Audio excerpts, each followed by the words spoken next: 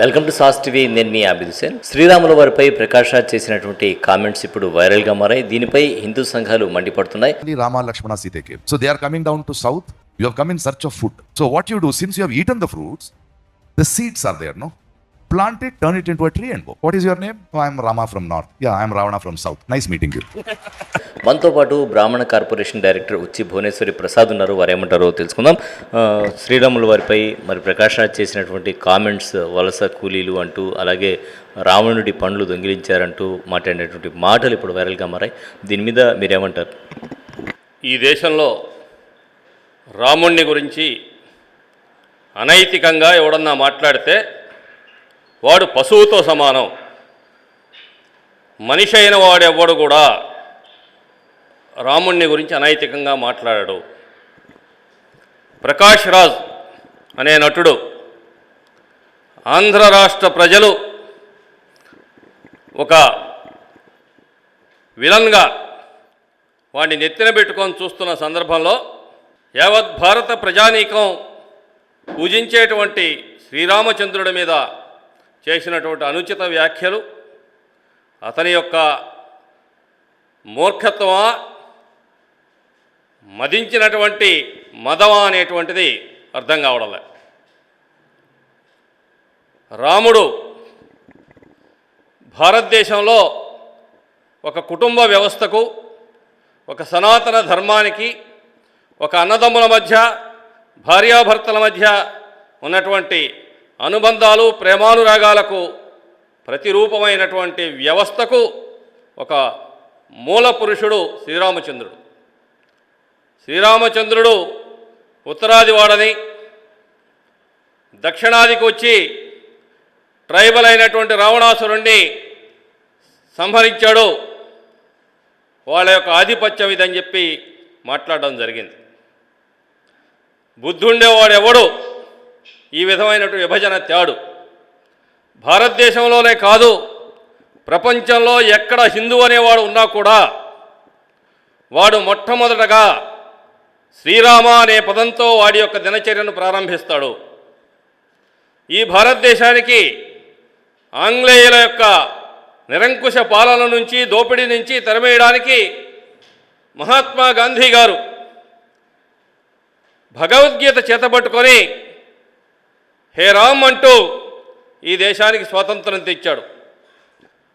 గాంధీ గారు స్వాతంత్రాన్ని తెచ్చేటప్పుడు పోరాటంలో మాకు రామరాజ్యం కావాలా, రాముడి పరిపాలన కావాలా అని చెప్పి ఈ భారతదేశానికి రవి అస్తమించినటువంటి బ్రిటిష్ సామ్రాజ్యాన్ని గడగడలాంటి చెదరవేసినటువంటి మహాత్మా గాంధీ కంటే ఈ అధవేమన్నా గొప్పవాడా అని అడుగుతా ఉన్నా.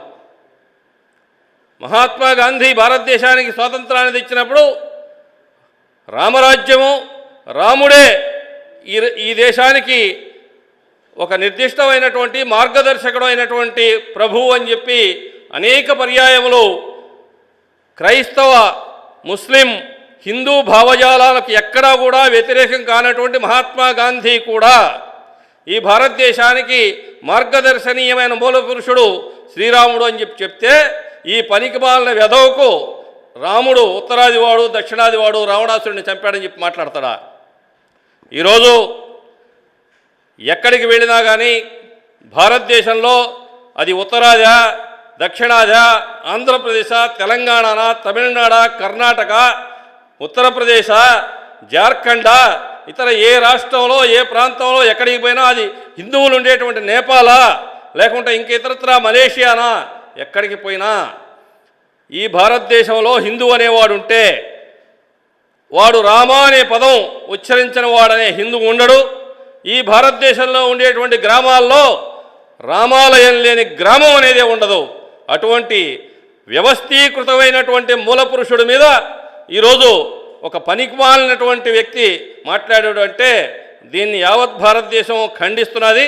వీడొక పిచ్చివాడు అనే దానికంటే కూడా పిచ్చివాడు, మదవెక్కినటువంటి పిచ్చివాడు. ఏం చేస్తాడో వాడికే తెలియదు. గంజాయి దాగినటువంటి వాడితో సమానంగా మాట్లాడినటువంటి ఈ యొక్క ప్రకాష్ రాజు మీద వెంటనే చట్టపరమైన చర్యలు తీసుకొని ఏదైతే భారతీయ హిందూ సమాజం యొక్క మనోభావాలు దెబ్బతినే విధంగా రామచంద్రమూర్తిని తిట్టాడో వాడిని కఠినంగా శిక్షించాలని చెప్పి ఈ సందర్భంగా డిమాండ్ చేస్తున్నాం. మనోభావాలు దెబ్బతినేలా అని చెప్పారు. అలాగే భావ ప్రకటన స్వేచ్ఛ, భావ వ్యక్తీకరణ స్వేచ్ఛ ఉన్నా కూడా ఇతరుల మనోభావాలు దెబ్బతినేలా, అలాగే మతాలకు సంబంధించి మాట్లాడడం అనేది ఎంతవరకు కరెక్ట్ అంటారు? ఇది 100% తప్పు. ఒక వ్యక్తి యొక్క భావ ప్రకటన స్వేచ్ఛ అనేటువంటిది రెండవ వాడికి, పక్కన వాడికి, ఇంకో సమాజానికి అది ఇబ్బందికరంగా ఉండకూడనిదే భావ ప్రకటన స్వేచ్ఛ.